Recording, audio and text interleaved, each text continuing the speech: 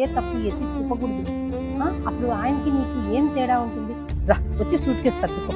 రమేష్ వచ్చి కాదు బాబా, నువ్వు సుమారుగా ఉండవేమనుకోటి. మా అక్కని ఇంత ఇబ్బంది పెట్టినావా? ఎంత బాధపడుతుంది తను, అసలు ఏమని తిడుతోంది? ఏంది బాబా ఇది? ప్రేమగా చూసుకోవాల్సిన అక్కని ఇంతగా బాధ పెట్టినావా? లెక్క అవసరమా? అక్క అవసరమా? కాదు, చాలు చాలు. ఆ అమ్మాయి తిట్టింది కదా, మరి నువ్వు అవసరమా? ఆయన మారనని అంటున్నాడు కదా. కూర్చోండి, ప్రశాంతంగా కూర్చోండి అందరూ.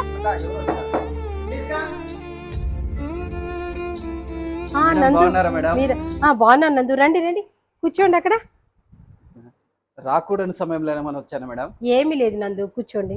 Thank you madam. రాజు, ఈ అబ్బాయి వచ్చేసి హెచ్ఎల్సి కంపెనీలో సిఇఓగా జాబ్ చేస్తున్నారు. మన ఫాదర్ ఇచ్చిన ఫండ్ తోటి చదివాడంట.